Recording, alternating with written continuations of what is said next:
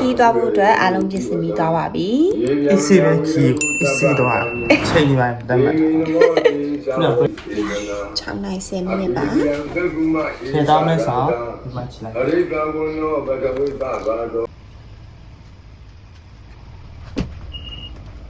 ခီးရလေဘတ်ဂျက်ခီးဆိုတော့ပတ်စံတတ်မှတ်ပြီးတာအဲ့တတ်မှတ်ထားတဲ့အတွင်းမှာသွားမှာကျွန်တော်ကဟန်နီမွန်းမီပဲ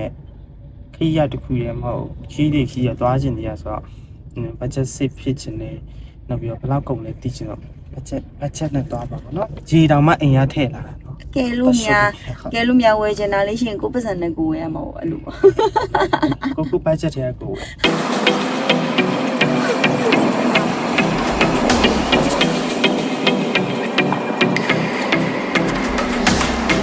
အခုကတော့ရိတ်တာမှလူဖို့အတွက်21မိုင်မှာပဲကြိုးဝင်နေရဖြစ်ပါတယ်ခွာကော်ဖီတောင်းလို့ပါသွားယူပြီးတောင်းနေပါတယ်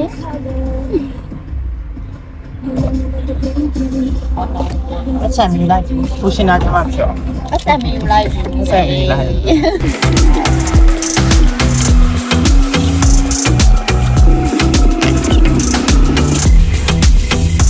ပဲလိုက်ပဲခီးတော့ဘွားလေခုချိန်ကြီးမြို့ထဲမှာမထွက်ရတယ်နော်ဒါမန်လေးမြို့ထဲမဝင်နေကျင်းနေအစင်းပဲရှိတယ် အမေတို့စိတ်ပူနေမှာပဲသူတွေ မြို့ ဘ တယော ယ် က် မဆက်ကြဘူးဘာဖြစ်နေကြရလဲ တို့ပြလိုက်လို့ရှင်အဲ့နေတာအော်လေအခုချိန်ကြီးမန်လေးကိုမရောက်ကြသေး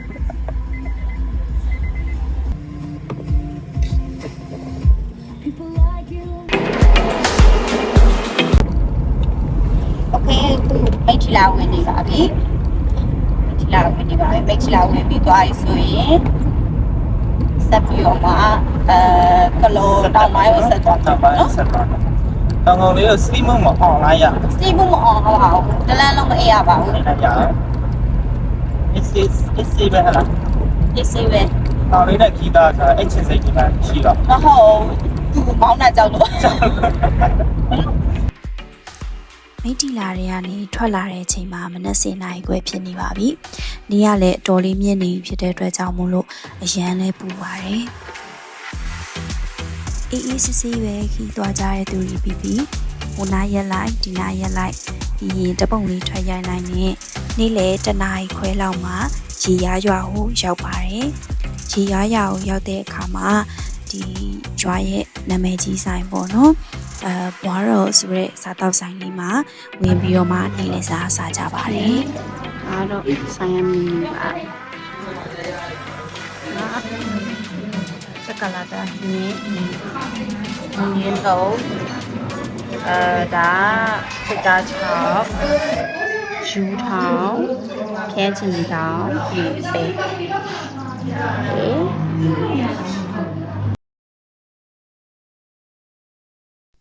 ကျမကတော့အရွက်ဒီ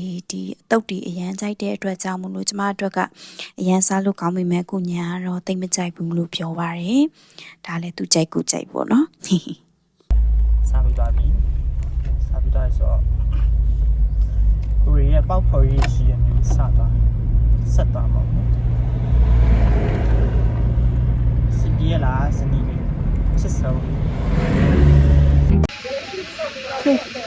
ဟုတ်ရွှေဘုံပွင့်ဖျောက်ရောက်နေဖြစ်ပါတယ်ရွှေဘုံပွင့် ဆန်းဆက်အမီရယ် ဆန်းဆက်အမီလာပြီမဲ့ဟိုဘက်လမ်းကပိတ်ထားလို့နော်ပိတ်ထားတော့အဲ့ဒါဒီဘက်လမ်းလာတာပါ နည်းနည်းဆန်းဆက်တော့လွတ်ပါလိုက် ဆန်းဆက်တော့လွတ်သွားပါတယ်ရွှေဘုံပွင့်စီရောမြတ်ကြီးကိုကုန်းမောင်ခင်နောင်ပိုင်းကာလာရီမှာအမတ်ကြီးဦးဘုံပွင့်ရနေပြီးတော့ဦးစီးတည်ထားခဲ့တာဖြစ်ပါတယ်စသချင်းမှာတော့ဘုံပွင့်ဖျားဆိုပြီးတော့လူသိများပါတယ်နောက်ပိုင်းမှာရွှေသင်္ကန်းကက်လူပူဇော်ပြီးတော့ပုံမကြီးညိုတက်ပယ်လာရနေပြီးရွှေဘုံပွင့်ဖျားဆိုပြီးတော့ပွဲတော်ပြောင်းလဲခေါ်တင်ခဲ့ကြတာဖြစ်ပါတယ်ခေတ်ကာလကြာမြင့်လာပြီးရဲ့နောက်စီရောကြီးကဟောင်းနှွမ်းပစ္စည်းခဲ့ရနေပြီးတော့ခရစ်နှစ်1928ဝန်းကျင်မှာတော့ညံတော်9000လောက်ပဲရှိတဲ့ဇီဒီအဖြစ်သာကြန့်ရှိပါတော့တယ် အဲဒီနောက်မှာတော့တောင်ကြီးမြို့ကဒီရမရက်ဖားတွေဆရာတော်ကြီးတွေကစုပေါင်းပြီးတော့မှအတောင်20ရှိရဲ့ဇေယျတော်အဖြစ်ပထမအကြိမ်တိုးချဲ့တည်ထားခဲ့ကြပါတယ်အခုဆိုလို့ရှိရင်တော့ညံတော်45တောင်ရှိတဲ့ရွှေဘုံပွင့်ဇေယျတော်မြတ်ကြီးကိုမြင်တွေ့ရမှာဖြစ်